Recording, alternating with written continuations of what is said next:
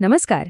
चला, आज initial public offerings म्हणजेच IPOच्या जगातल्या एका मोठ्या इंटरेस्टिंग कोड्याबद्दल बोलूया. अनेकांनी हे पाहिलं असेल की एखाद्या कंपनीचा IPO येतो आणि बरोबर 6 महिन्यांनी त्या कंपनीचे शेअर्स अचानक पडायला लागतात. चांगल्या कंपन्यांसोबतही हे होतं. पण असं का होतं? चला तर मग हे कोडं आज सोडवूया. ओके, तर हे कोडं सोडवण्यासाठी ना आपल्याला आधी दोन महत्त्वाच्या गोष्टी समजून घ्याव्या लागतील. त्या म्हणजे IPOमध्ये येणारे दोन वेगळ्या प्रकारचे शेअर्स. हे एकदा कळलं की पुढचं सगळं चित्र एकदम स्पष्ट होईल. तर बघा, इथे दोन प्रकारचे शेअर्स आहेत. एक आहेत प्रायमरी शेअर्स. हे म्हणजे अगदी कोरे नवीन शेअर्स जे खास IPOसाठीच बनवले जातात. आणि यातून जो पैसा येतो ना, तो थेट कंपनीच्या तिजोरीत जातो, कंपनीच्या वाढीसाठी. आणि दुसरीकडे आहेत सेकंडरी शेअर्स. हे जुने शेअर्स आहेत जे आधीपासूनच कंपनीच्या आतल्या लोकांकडे म्हणजे इन्सायडर्सकडे असतात. जेव्हा ते विकले जातात तेव्हा पैसा थेट त्या विकणाऱ्या माणसाला मिळतो, कंपनीला नाही. तर आधी प्रायमरी शेअर्सबद्दल बोलूया. हे समजा कंपनीसाठी इंधन आहेत. जेव्हा गुंतवणूकदार हे शेअर्स विकत घेतात तेव्हा तो पैसा सरळ कंपनीकडे जातो. मग कंपनी तो पैसा नवीन प्रोजेक्ट्समध्ये लावते, बिझनेस वाढवते. थोडक्यात कंपनीचं भविष्य यावरच अवलंबून असतं. आणि आता बघूया सेकंडरी शेअर्स.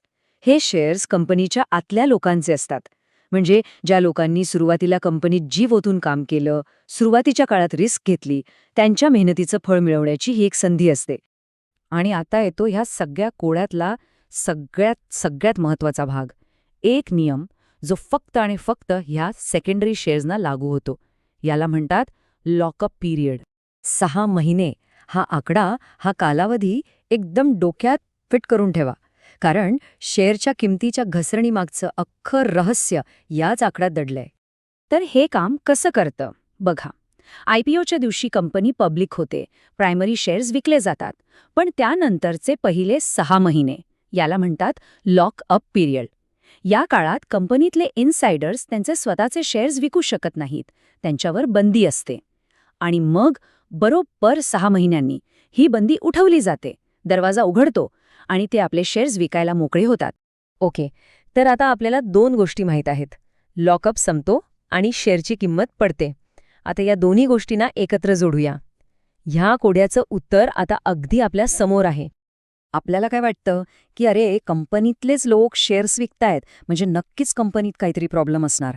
पण थांबा, खरं तर अनेकदा तसं अजिबात नसतं. याचा संबंध कंपनीच्या कामगिरीशी नसतोच, तो असतो त्यांच्या वैयक्तिक आयुष्याशी, त्यांच्या आर्थिक गरजांशी.